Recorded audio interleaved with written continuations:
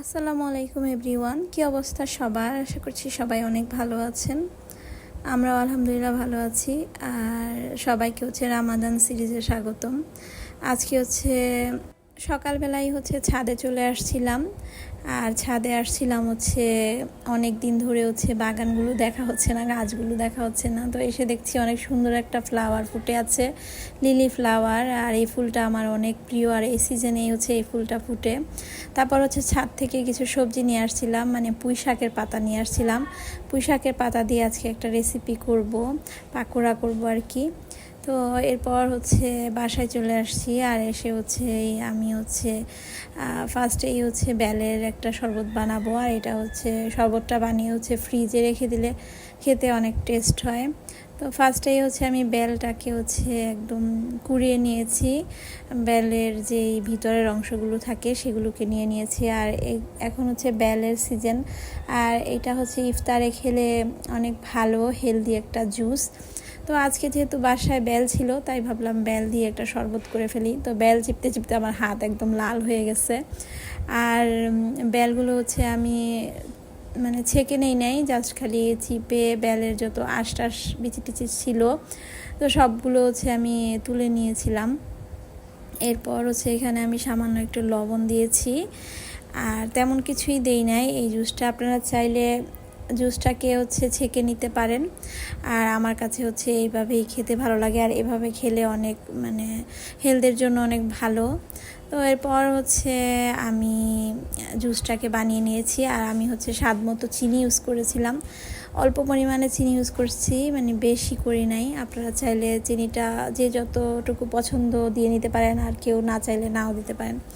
তো আমি জাস্ট খালি বেলটাকে চিপে একটু লবণ আর চিনি দিয়ে শরবতটাকে বানিয়ে এখন ফ্রিজে রেখে দিয়েছি। এরপর আমি এখন চিকেন ফ্রাই ম্যারিনেট করব। আর আজকে ইফতারে বাচ্চারা বলছিল যে চিকেন ফ্রাই খাবে, তার জন্য আমি চিকেন ফ্রাইটা রেডি করছিলাম। আর এখানে নিয়ে নিয়েছিলাম ফার্মের চিকেন। আর ফার্স্টেই আমি লেবুর রস দিয়ে দিয়েছিলাম। এরপর আমি এখানে লবণ দিয়েছিলাম, স্বাদ মতো দিয়েছিলাম গোলমরিচ, টমেটো সস, চিলি সস। তো এগুলো সবগুলো একসাথে দিয়ে আমি মাখিয়ে এখন রেখে দিব। আর এটা কিছুক্ষণ রেখে দিলে পরে এটা টেস্টটা ভালো আসে। তো আমি চিকেন ফ্রাইটা ম্যারিনেট করে একটা সাইডে রেখে দিয়েছি। এরপর আমি যেই মানে পুঁই শাকের পাতাগুলো ছাদ থেকে নিয়ে আসছিলাম সেগুলো এখন রেডি করে নিব। তো পুঁই শাকের পাতার মধ্যে আমি দিয়ে দিয়েছিলাম পেঁয়াজ কুচি, এরপর দিয়েছিলাম আদা রসুন বাটা, তারপর লবণ দিয়েছি। আর এখন বেসন দিয়ে দিব। আমি এটা বেসন দিয়ে করব। এর মধ্যে আমি কিছুটা চিলি ফ্লেক্সও দিয়ে দিয়েছি, মানে শুকনা মরিচের ফ্লেভারটাও এইটাতে অনেক ভালো আসে এই পাকোড়াটাতে। এরপর এখানে আমি বেসনটা দিয়ে দিয়েছি। আর বেসনটা দিয়েই এটাকে মিক্সড করতে হবে। আর এই পাকোড়াটা আপনারা চাইলে চালের গুঁড়াও দিয়ে করতে পারেন, চালের গুঁড়াটা দিলেও টেস্ট হয়। আর বেসনটা দিলে এখন যেহেতু রমজান মাস, তাই আমি বেসন দিয়েই পাকোড়াটাকে বানাবো। তো বেসন দিয়ে আমি সবগুলো পাতা একসাথে মিক্সড করে নিয়েছি। আর এখন আরেকটু বেসন দিয়ে নিয়েছি, মানে কম বেশি আপনারা দিয়ে নিতে পারেন, আপনাদের মেজারমেন্ট অনুযায়ী আপনারা এখানে বেসনটা ইউজ করবেন। তো আমি এখানে আমার মেজারমেন্ট অনুযায়ী আমি সব কিছু রেডি করছিলাম। তো এরপর আমি এখানে কাঁচা মরিচ কুচি দিয়ে দিব। আর কাঁচা মরিচ কুচিটা অপশনাল, আপনারা চাইলে দিতেও পারেন, নাও দিতে পারেন। আমি যেহেতু এখানে চিলি ফ্লেক্স দিলে জাস্ট চিলি ফ্লেক্সের ঝালটাই যথেষ্ট, তবে একটু ঝাল খেতে পছন্দ করে কাঁচা মরিচটাও দিয়ে নিতে পারেন। তো এরপর আমি ম্যারিনেট করা চিকেনগুলোকে উপরে ময়দা ক্রাম করে নিয়েছিলাম। আর ময়দাটা আমি মানে ফ্রাইড চিকেনের মতোই এটাকে বানাবো, আজকের চিকেন ফ্রাই যেটা। তো এরপর আমি এখানে আলু নিয়ে নিয়েছি, এখন আলুর চপ বানাবো। আর আজকে সবগুলো একসাথে রেসিপি আপনাদেরকে মানে বলে দিচ্ছি। আর আজকে যেহেতু অনেকগুলো রেসিপি একসাথে করা হয়েছে, তাই আমি আপনাদের সাথে শেয়ার করলাম।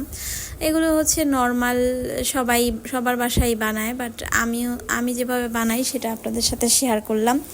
তো এখানে হচ্ছে আলু ভর্তা করে নিয়েছি। আলু ভর্তার মধ্যে হচ্ছে আমি পেঁয়াজ কুচি দিয়েছি, কাঁচামরিচ কুচি, ধনিয়া পাতা এগুলো দিয়েছি, চিলি ফ্লেক্সও দিয়েছি। তো সবগুলো হচ্ছে একসাথে হচ্ছে আমি মিক্সড করে লবণ দিয়েছি। তো সবগুলো একসাথে মিক্সড করে হচ্ছে আমি আলুর চপের যে সেরকম হচ্ছে শেপে হচ্ছে আমি আলুর চপগুলো বানিয়ে নিয়েছিলাম। তো আমি এখানে হচ্ছে রাউন্ড রাউন্ড করে হচ্ছে আলুর চপগুলো বানিয়ে নিচ্ছি। তো এক এক করে হচ্ছে সবগুলো আলুর চপই হচ্ছে আমি এইভাবেই বানিয়ে নিব। আর এই তো আমার সবগুলো আলুর চপের শেপ রেডি করে ফেলেছি। আর এখন হচ্ছে আমি বেসনের মধ্যে হচ্ছে ডুবিয়ে এরপর হচ্ছে ডুবু তেলে ভেজে নিব।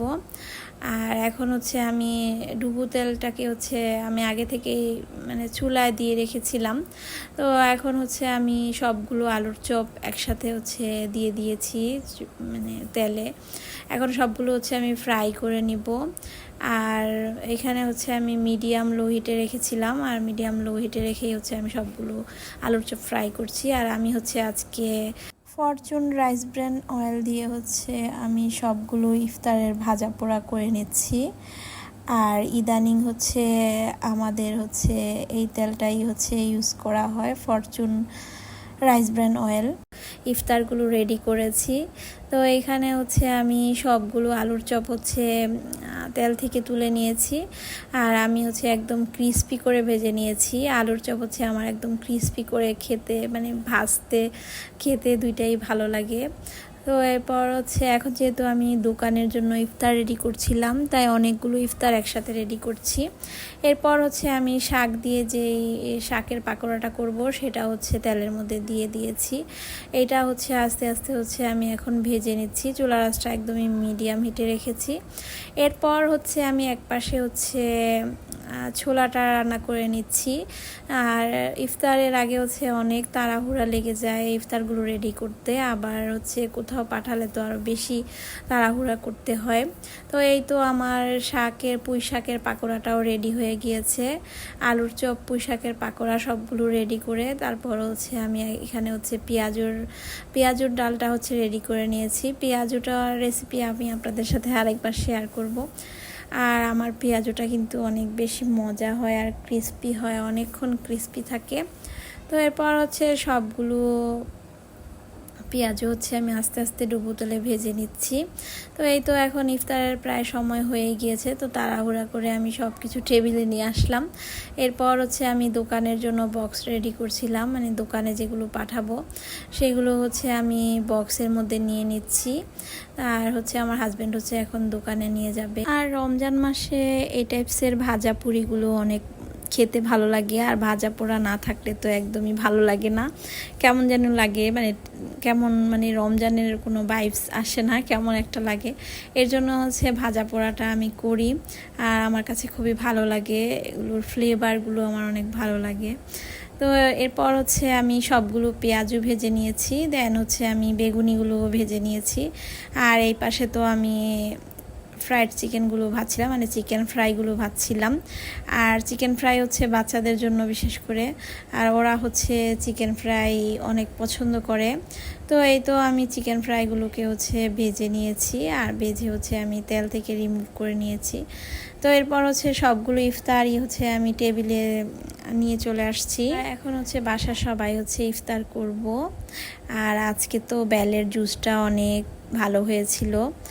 আর আজকের ব্লগটা কেমন লেগেছে অবশ্যই জানাবেন। নেক্সট ব্লগে সবাইকে স্বাগতম। Thank you for watching.